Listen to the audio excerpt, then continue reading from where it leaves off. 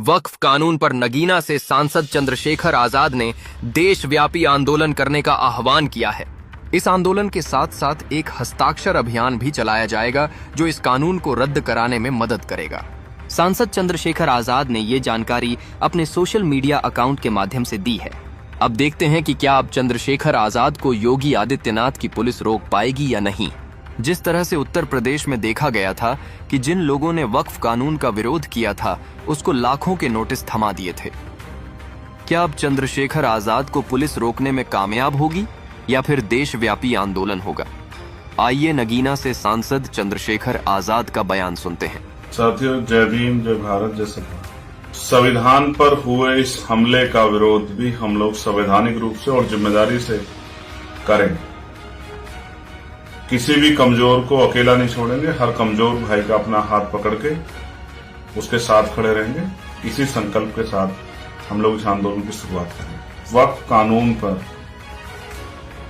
पहले दिन से हम लोगों ने उसका विरोध दर्ज कराया, पार्लियामेंट हो, मीडिया हो या सड़क। और अब जब वो कानून पास हो गया है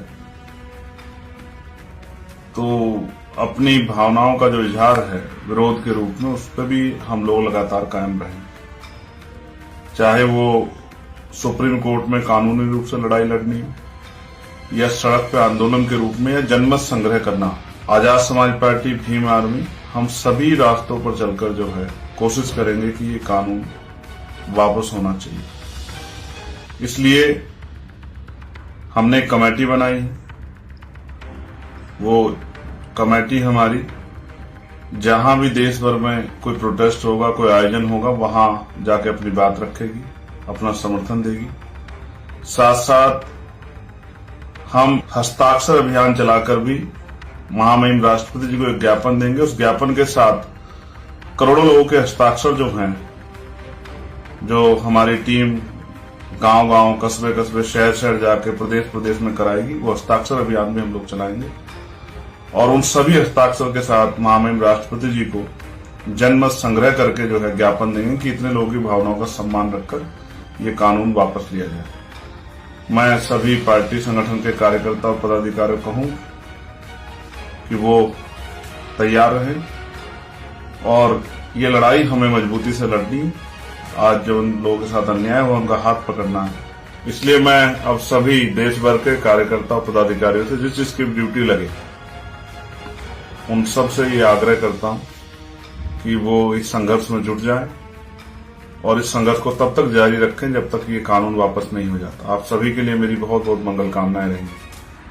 और इस जो टीम है जो पूरे प्रदेश भर में, उसके कुछ साथियों के नाम मैं आपके सामने रख देता हूं। काशी प्रजा सिद्दीकी जी जो हमारे झारखंड से हमारे नेता हैं, जो आजाद साहब,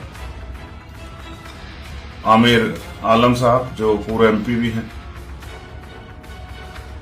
डॉक्टर आकिब साहब, इंजीनियर मौजम साहब और एहसान साहब, ये और इनके साथ और भी साथी जो है देश भर में जहां जहां प्रोटेस्ट होंगे या मीडिया के सामने अपनी बात रखनी होगी, वो जिम्मेदारी से पार्टी का पक्ष जो है और इस आंदोलन की हमारी भूमिका को रखने का काम करें। इन्हीं सब मंगल कामनाओं के साथ आप सभी का अभिनंदन और आप सभी के लिए मंगल कामनाएं। जय भीम, जय भारत। वक्फ संशोधन विधेयक 2025 के खिलाफ देश भर में एक संगठित जन आंदोलन की दिशा में कदम उठाए जा रहे हैं। इस विधेयक के संभावित खतरों से नागरिकों को अवगत कराने और जनमत बनाने के उद्देश्य से एक समन्वय समिति का गठन किया जा रहा है। यह समिति विधेयक के प्रभावों का गहन अध्ययन करेगी ताकि विरोध की एक सुसंगत और प्रभावी योजना बनाई जा सके। समिति का प्राथमिक ध्यान विधेयक के सामाजिक, धार्मिक और संवैधानिक पहलुओं पर बारीकी से लगाना होगा। यह ऐसे मुद्दे हैं जो सीधे तौर पर समाज के विभिन्न वर्गों को प्रभावित कर सकते हैं। इसलिए विशेषज्ञों, धार्मिक संगठनों और सामाजिक कार्यकर्ताओं के साथ संवाद स्थापित करना अनिवार्य है। इसके जरिए विभिन्न दृष्टिकोणों को एकत्रित कर एक ठोस नीति तैयार की जाएगी। जनसंपर्क अभियान जमीनी स्तर पर चलाया जाएगा ताकि आम जनता तक पहुंच बनाई जा सके। प्रेस वार्ताओं, जनसभाओं और सोशल मीडिया अभियानों के माध्यम से इस अभियान को गति दी जाएगी।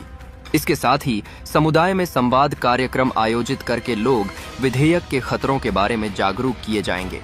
समिति के सदस्यों को यह भी ध्यान रखना होगा कि आंदोलन में आम लोगों की भागीदारी को प्रोत्साहित किया जाए। यह आवश्यक है कि सभी वर्ग के लोग इस मुद्दे को समझें और अपनी आवाज उठाएं। जनसंवाद कार्यक्रमों के माध्यम से समिति आम लोगों से सीधे बातचीत करेगी, उनकी चिंताओं को सुनेगी और उनके सुझावों को शामिल करेगी। अगर हम केवल विरोध करना चाहते हैं तो यह महत्वपूर्ण है कि हम वैकल्पिक कानूनी और लोकतांत्रिक रास्तों को भी पहचानें। यह समिति विधेयक के खिलाफ एक संगठित आंदोलन की रूपरेखा तय करेगी, ताकि हमारी आवाज न केवल सुनी जाए बल्कि उसके प्रभाव का भी एहसास हो सके। वास्तव में यह समय है कि हम एकजुट होकर इस विधेयक के खिलाफ खड़े हों। हम सभी को मिलकर यह सुनिश्चित करना होगा कि हमारी आवाज कमजोर न हो और हम अपने अधिकारों की रक्षा कर सकें। अब समय है जागरूकता फैलाने और एक नई ऊर्जा के साथ आंदोलन की ओर बढ़ने का।